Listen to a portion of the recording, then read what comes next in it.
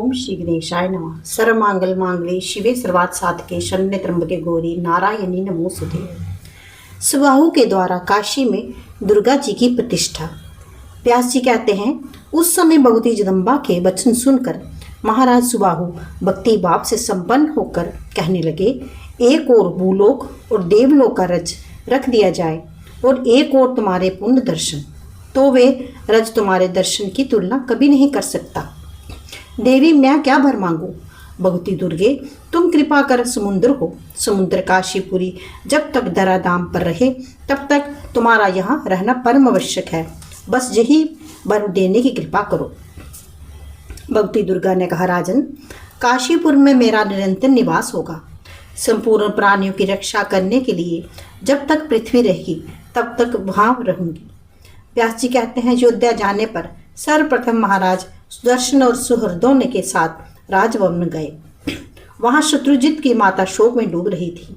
उन्होंने उन्हें प्रणाम किया और कहा, तुम्हारे पुत्र शत्रुजित एवं पिता युधाजित संग्राम में मेरे हाथों नहीं मारे गए, युद्ध भूमि में पहुंचे ही थे। भगवती दुर्गा ने उन्हें प्राण हर लिए।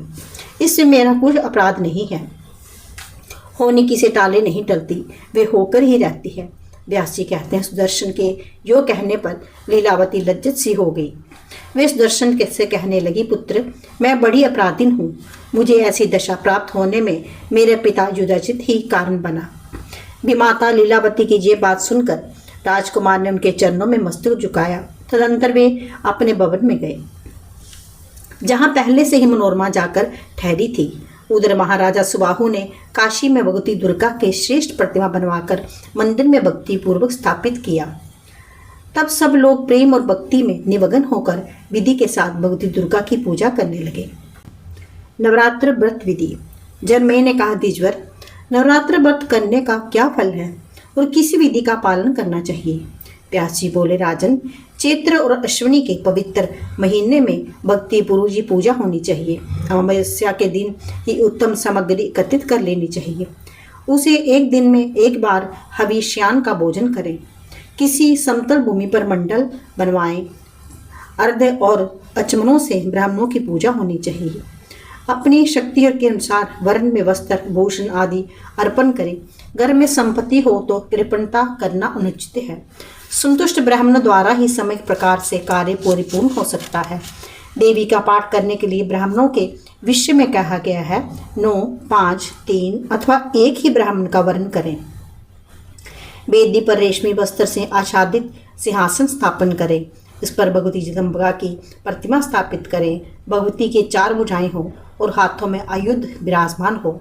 नंदा तिथि अर्थात प्रतिपदा में हस्त नक्षत्र हो, उस समय का पूजन उत्तम माना जाता है। राजन, पहले दिन उत्तम विधि से किया हुआ पूजन मनुष्यों को अभिलाषा पूर्ण करने वाला होता है। हवन करने के लिए त्रिकोण कुंड बनाना चाहिए अथवा उत्तम वेदी भी बनाई जा सकती है, किंतु वह भी त्रिकोण ही हो। दिव्य वस्त्र भूषण और अमृत के समान मधुर भोजनादि से कुमारी कन्या का पूजा करनी चाहिए। पहले दिन एक ही पूजा करें, फिर क्रमशः एक एक बढ़ाते जाएं। दूसरे दिन 2, तीसरे दिन 3 और इस प्रकार 9वें दिन 9 कन्याओं का पूजा होनी चाहिए।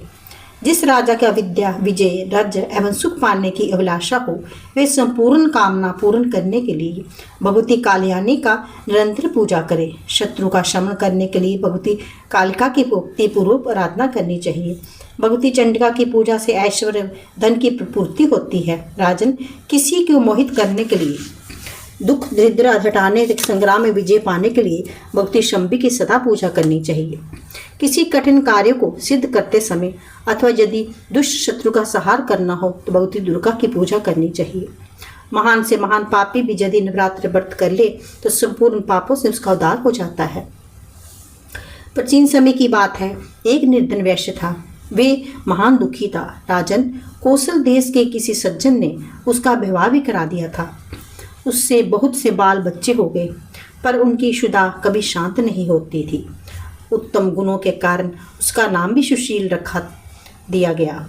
दरिद्रता से अत्यंत घबराकर उसे भूख वैश्य ने शांत स्वभाव मुनि से पूछा।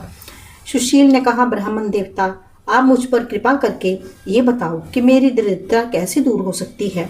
मेरे छोटे बच्चे और बच्चे भोजन पाने के लिए सदा रोते रहते हैं।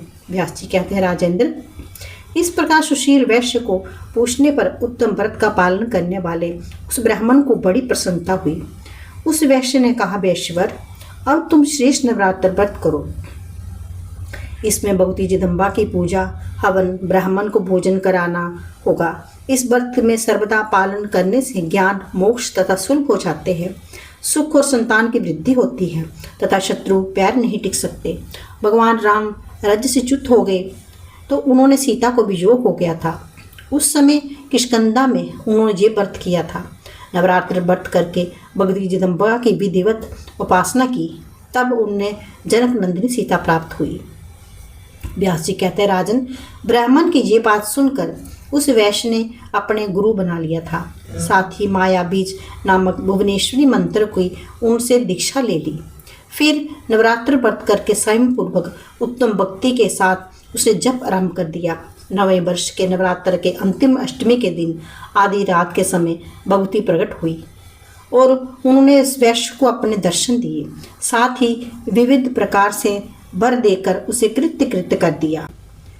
श्रीमद् देवी भागवत का 3रा स्कंद समाप्त।